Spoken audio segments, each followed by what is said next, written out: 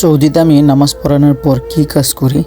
আসলে সৌদিতে নামাজ পড়ানোর পরে যে বাসাটা দেখতেছেন, এই বাসার ভিতরে যে জায়গাটা আছে, প্রত্যেকটা বাসার ভিতরে এরকম খালি জায়গা থাকে যেটাকে ওরা হাউস বলে। তো আমরা যারা সৌদিতে ইমামতি করতে আসছি, তো ইমামতির বাহিরে আমরা সাধারণত এই মুসল্লিদের বাসার ভিতরে যে উঠান আছে আর কি, হাউস বলে যেটাকে, সেটা আমরা ধুই। ওরাই বলে, মুসল্লিরাই বলে যে তুমি ইমামতির বাহিরে যে কোনো কাজ পাবা সেটাই করবা। তো ওরাই আবার ডাকে যে আসো আমার বাসায় কাজ করে দাও, আমার বাসাটা ধুয়ে দাও। তো এরকম নিজের পাইপ থাকলে, তারপরে যদি একটা ওয়েফার থাকে পানি ঠেলে মানে পরিষ্কার করার জন্য, পর একটা ঝাড়ু থাকে, তাহলে আর কি পরিষ্কার করতে সুবিধা। আর যারা মূলত বাসার ভিতরে এই কাজগুলো করতে চায়, সাধারণত সবারই একটা পাইপ কিনতে হয়, একটা ওয়েফার কিনতে হয়। তা আমিও এর ব্যতিক্রম না। আমিও সৌদিতে আসার পরে চিন্তা করলাম আমার বেতন তো অল্প, তো আমি তো অনেক টাকা ঋণ করে আসছি।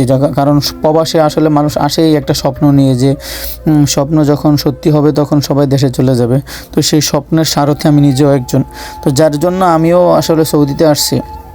তো চিন্তা করলাম যে সৌদিতে এসে বসে থাকা মানেই তো আসলে লস। তো যেই কাজ পাবো সেই কাজই করতে হবে। ইমামতির বাইরে তো আমি মুসল্লিরাই বলছে যে তুমি বসে থেকে লাভ নাই, তুমি যে আমাদের বাসার ধুয়ে দিবা, মাসে 4 বার ধুইলে 100 রিয়াল দেয়।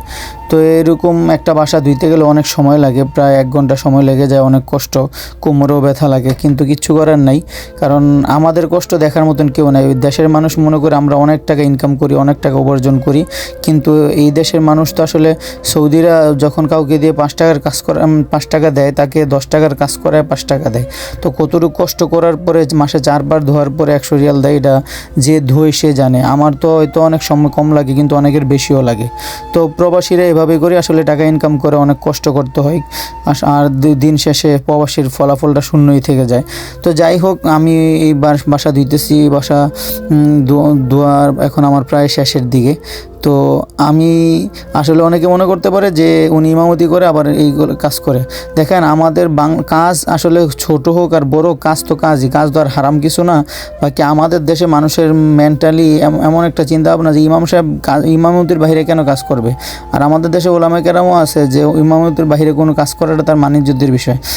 আর বাইরের দেশ উন্নত হওয়ার একটা অন্যতম কারণ হলো যে তারা কাজকে কখনো ছোট করে না, বা ছোট মনেও করে না। যার জন্য এই যে কোনো ইউরোপের কান্ট্রিগুলো বা বাইরের দেশগুলো উন্নত। তো যাই হোক, আমার এখন প্রায় ধোয়া শেষ। এখন এই যে এই জায়গাটা ধুইলে আমার ধোয়া শেষ হয়ে যাবে। তো এই জায়গাটা আমি খুব দ্রুতই ধুয়ে শেষ করে ফেলবো। তো সৌদিতে আসার পরে যে জিনিসটা বুঝলাম যে আসলে কষ্ট ছাড়া আর কোনো বিকল্প কোনো রাস্তা নাই। আমার এখন ধোয়া শেষ হয়ে গেছে, যে দেখেন ধোয়ার পরবর্তী অবস্থা কীরকম। তো আমি এখন আমার মসজিদের পাশে এই বাসাটা দেখেন, আমার মুসল্লির বাসা। এখন আমি চলে যেতেছি, বাসা ধুইছি, এই যে আমার অবস্থা। আর এই সামনে আমার মসজিদ।